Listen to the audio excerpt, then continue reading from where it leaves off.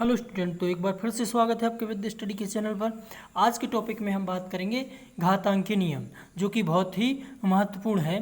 कक्षा छठवीं से लेके छठवीं, सातवीं, आठवीं, नौवीं सभी क्लासों में ये नियम पूछे जाते हैं।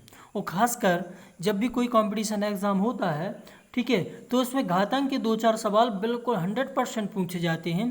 तो आइए आज के इस वीडियो में हम देखेंगे घातांक के नियम और इसके फार्मूला, ठीक है, और फार्मूला बेस्ड कुछ एग्जाम्पल भी देखेंगे स्टूडेंट इसमें। चलिए तो इसको स्टार्ट करते हैं। जैसे कि आप देख रहे हैं, फर्स्ट नियम है आपका एक्स ए, मतलब फर्स्ट जो नियम है एक्स पे एम की घात इंटू एक्स पे एन की घात, ठीक है स्टूडेंट। दूसरा क्या है, एक्स पे एम की घात भागित एक्स पे एन की घात, या सॉरी बटे में है, या देखिए बटे का मतलब क्या होता है, भाग में, तो इसी का दूसरा रूप है एक्स पे एम की घात भागित एक्स पे एन की घात, ठीक है। देखिए स्टूडेंट, एक्स वाई क्या है, एक्स वाई ये चर है। कौन सी राशियां हैं, चर राशियां हैं, ठीक है। तो इनके स्थान पे कहीं कहीं आपको ए बी सी ऐसा भी लिखा मिलेगा। जैसे कि लिख सकते हैं वो कि ए पे एक्स की घात गुणित बी पे ए पे एम की घात गुणित बी पे एन की घात, ठीक है स्टूडेंट। इस तरीके से लिख सकते हैं, तो उसका मतलब वही होता है, ठीक है। तो चलिए हम इसको देखते हैं। जैसे पहला एग्जाम्पल है हमारा एक्स पे एम की घात इंटू एक्स पे एन की घात।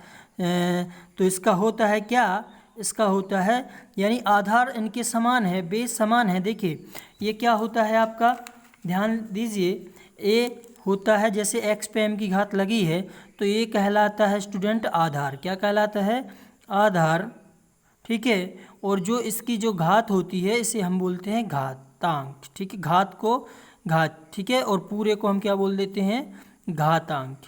क्या बोल देते हैं स्टूडेंट, घातांक। तो ये आधार है और इस पे घात लगी होती है तो उसको घात, और पूरे पद को क्या बोलेंगे हम, घातांक। तो स्टूडेंट देखिए हमारा पहला एग्जाम्पल है एक्स पे एम की घात इंटू एक्स पे एन की घात बराबर क्या हो जाएगा, एक्स पे एम धन एन की घात। मतलब क्या कहेंगे, जब बेस समान है, आधार समान है, तो घातें जुड़ जाती हैं, किसमें, गुणा में, ठीक है स्टूडेंट। चलिए इसका एग्जाम्पल देखते हैं। जैसे 2 पे 3 की घात गुणित 2 पे 2 की घात, ठीक है। देखिए इनका आधार 2 है तो क्या होगा, आधार समान है तो घातें जुड़ जाएंगी। बराबर में क्या हो जाएगा स्टूडेंट, 2 पे एम धन एन, मतलब 3 धन, जो ये वाला फार्मूला है जो लग जाएगा बगल में, यानी कि 2 पे हो जाएगी 3 धन 2 की घात। यहाँ पे हम फार्मूला लिख देंगे ये वाला, ठीक है स्टूडेंट। और यहाँ पे 2 पे हो जाएगी कितने की घात, 5 की घात। और 2 पे 5 की घात का मतलब क्या होता है स्टूडेंट, कि 2 को हमें 5 बार गुणा करना है। 2 पे 5 की घात का मतलब है 2 को 5 बार लिखना है, 2 गुणित 2 गुणित 2 गुणित 2। तो इस तरीके से स्टूडेंट इसका 2 दूनी 4, दूनी 8, दूनी 16, दूनी 32 इसका आंसर आ जाएगा। ओके, तो इस तरीके से दूसरा है एग्जाम्पल हमारा एक्स पे एम की घात बटे एक्स पे एन की घात, या एक्स पे एम की घात भागित एक्स। देखिए कहीं कैसा भी लिखा मिले, दोनों का मतलब एक ही होता है। भाग में आधार समान है और आपको देखना है इधर गुणा है तो घातें जुड़ जाएंगी, अगर भाग है तो घातें घट जाएंगी। क्या हो जाएगा, एक्स पे एम माइनस एन की घात। जैसे इसका हम एग्जाम्पल देखें स्टूडेंट, तो जैसे कि क्या है, एक्स पे, चलिए कोई संख्या ले लेते हैं हम, 3 ले लेते हैं अब की बार। 3 पे 2 की घात, ठीक है, यहाँ पे ले लीजिए 4 की, 3 पे 4 की घात भागित 3 पे 2 की घात, ठीक है स्टूडेंट। तो यहाँ पे वही वाला फार्मूला लग जाएगा जो हमने अभी लिखा है। क्या हो जाएगा, एक्स पे एम माइनस एन, मतलब 3 पे 4 ऋण एन। देखिए एम 4 है और एन क्या है, 2 है, तो 2 की घात। तो क्या बचेगा स्टूडेंट, 3 पे 4 में से 2 गया, 2 की घात। अब मतलब क्या है, इस पे 3 को हमें 2 बार लिखना है, 3 इंटू 3, तो क्या हो जाएगा हमारा आंसर, 3 त्रिका 9, ठीक है स्टूडेंट। तो इसका तीसरा जो नियम है वो है, देखिए स्टूडेंट अगला सवाल है आपका एक्स पे एम की घात इंटू एक्स पे एम की घात उसके ऊपर एन की घात। तो इसका क्या हो जाता है, एक्स पे एम यानी घातें का गुणा हो जाता है, एम गुणित एन। क्या हो जाता है, एम गुणित एन। जैसे इसका उदाहरण देखें तो उदाहरण हो जाएगा जैसे कि कहा 3 पे 2 की घात उसके ऊपर 3 की घात, ठीक है। तो ये वाला फार्मूला यहाँ पे लगा देंगे हम, तो क्या हो जाएगा 3 पे 2 गुणित ये m है और ये n है, तो m और n का क्या हो जाएगा गुणा 2 गुणित 3 यानी 3 पे 6 की घात। इसका मतलब है हमें 3 को कितने बार लिखना है स्टूडेंट, 3 को हमें लिखना है 6 बार, ठीक है। 3 त्रिका 9 तिया 27 तिया 81 81 तिया 243 243। देखिए यहाँ तक गुणा कर लीजिए, 3 त्रिका 9 3 त्रिका 9 9 ती 27 27 तिया 81 81 तिया 3 3 8 24 243 गुणित 3, तो ये हो जाएगा 3 त्रिका 9 3 चौके 12, कितना हो जाएगा स्टूडेंट 3 त्रिका 9 3 चौके 12 की 2 3 दूनी 6 और 1 729 हमारा अपने सवाल का आंसर हो जाएगा, ठीक है। देखिए इस पे क्या हो जाएगा x पे m की घात गुणित यहाँ पे y है, क्या स्टूडेंट y। अब यहाँ के आधार समान नहीं है x पे m की और y पे m की, यहाँ पे घातें हैं, यहाँ m है और यहाँ भी m है, तो क्या हो जाएगा जी अलग अलग हैं, तो x y पे हो जाएगी m की घात।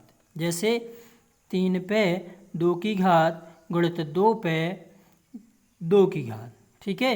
इनकी घातें समान हैं, तो क्या करेंगे हम घातों आधार का गुणा हो जाएगा 3 गुणित 2 पे 2 की घात, ठीक है। एक बार लिख देंगे हम 3 दूनी 6 पे 2 की घात, इसका मतलब है 6 को 2 बार लिख देना, तो 6 6 क्या हो जाएगा स्टूडेंट हमारा 36, ठीक है। एक और फार्मूला है 5वें नंबर का, वो है x पे m की घात, या यूं कहें स्टूडेंट 1/x पे n की घात, ठीक है। तो इसका हो जाएगा ये घात जब भी बटे में होती है तो x पे -n की घात हो जाती है, ठीक है। फॉर एग्जाम्पल देखें इसका, जैसे उदाहरण देखें, अगर कहीं लिखा है 1/3 पे -2 की घात, ठीक है, तो सॉरी ये वाला सूत्र लग जाएगा और क्या हो जाएगा हम x देखिए 3 ही है, तो 3 पे जो -2 की है, ठीक है, यहाँ अगर बटे -2 की है तो ऊपर जाके धन की हो जाएगी, अगर यहाँ धन की थी तो यहाँ पे क्या हो जाएगी ऋण की घात हो जाएगी, 3 पे -2 की घात, ठीक है स्टूडेंट। तो यहाँ पे इसको ऐसे ही रखेंगे, ठीक है। और देखिए एक और होता है 6वें नंबर का, यानी x पे 0 की घात। याद रखिए ये बहुत ही महत्वपूर्ण होता है, x पे 0 की घात, इसका मान हमेशा क्या होता है स्टूडेंट 1 होता है। जैसे हमने कहा 5 पे 0 की घात, तो इसका क्या होगा 1 होगा, ठीक है। लेकिन अगर एक और हम नियम बनाना चाहें, अगर ऐसा लिखा हो x पे 1 की घात, तो इसका मान क्या होगा x ही होगा। मीन्स अगर कहीं लिखा है 5 पे 1 की घात, तो 5 एकम 5 ही होगा स्टूडेंट, ठीक है। तो ये कुछ सूत्र थे बहुत ही महत्वपूर्ण है, जो कि परीक्षा की दृष्टि से, कंपटीशन के एग्जाम की दृष्टि से, हर प्रकार से मोस्ट इम्पोर्टेंट है। तो चलिए स्टूडेंट वीडियो को लाइक कर देना, शेयर कर देना। चलिए मिलते हैं नेक्स्ट वीडियो में, तब तक के लिए जय हिंद जय भारत।